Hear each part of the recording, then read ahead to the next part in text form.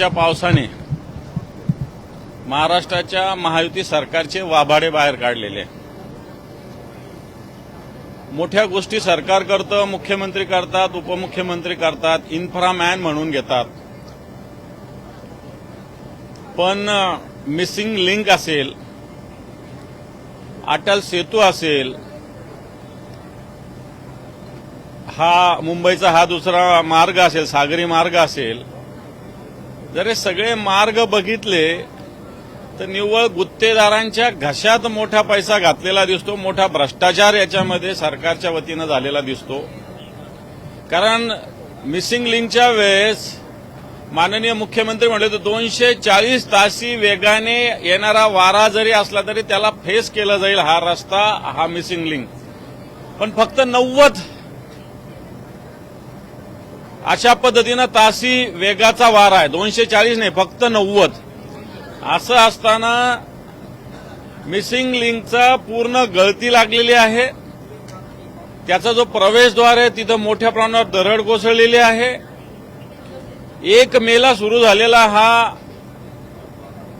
Connecting missing link 1 मे म्हणजे आज बघा तुम्ही किती झालं. मे महिना पूर्ण गेला, जून पूर्ण गेला, जुलैचा आता एक 6-7 दिवस झालेले समजा, म्हणजे 65-66 दिवस या मिसिंग लिंकला झालेली. थोडक्यात सांगायचं तर अटल सेतूची ती स्थिती, सागरी मार्गाची ती स्थिती आणि सगळ्यात महत्वाचं या मिसिंग लिंकची स्थिती. खऱ्या अर्थानं राज्याच्या सरकारचे वाभाडे या पावसाने बाहेर काढलेले आहे. सरकार काही मखलाशी करेल, आता काही गोलमोल उत्तरं देतील, परंतु मला असं वाटतं जनतेशी जीवाशी हा खेळ आहे आणि भ्रष्टाचाराला आणि गुत्तेदाराला पोचणारा हा खेळ महाराष्ट्राचं सरकार करते, स्पष्ट आहे.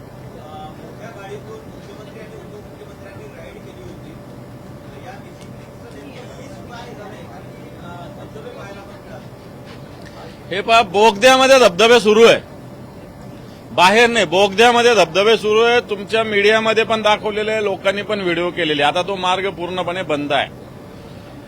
मला असं वाटतं अशी शोबाजी करण्याचा एक प्रघात माननीय मुख्यमंत्र्यांनी सुरू केलाय. नुसतं शोबाजी, गोलमोल बोलायचं, गोड गोड बोलायचं, प्रत्यक्षात काही नसतं.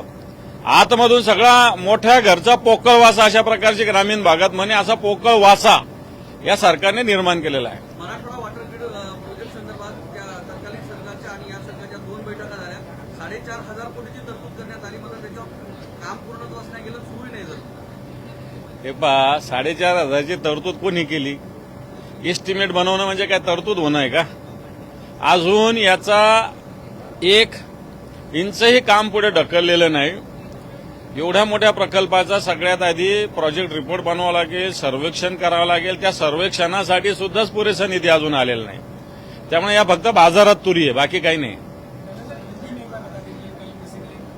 जो मिसिंग लिंक हो, अटल सेतु हो, या का जो सागरी मार्ग हो, इसकी अभी की हाल की स्थिति जो बारिश की वजह से हुई, वो अगर देखें तो जो इंफ्रामैन खुद को कहते हैं, सरकार बड़ी बातें करते हैं, सीएम डीसीएम बड़ी बातें करते हैं, लेकिन आप देख लीजिए मिसिंग लिंक पे क्या स्थिति हुई. मिसिंग लिंक के अंदर बड़ी तरीके से धबधबे शुरू हुए, अटल सेतु पूरा उखड़ गया, ये सागरी मार्ग में भी पानी घुस गया. इस प्रकार ये सिर्फ विकास का दिखावा सरकार करती है.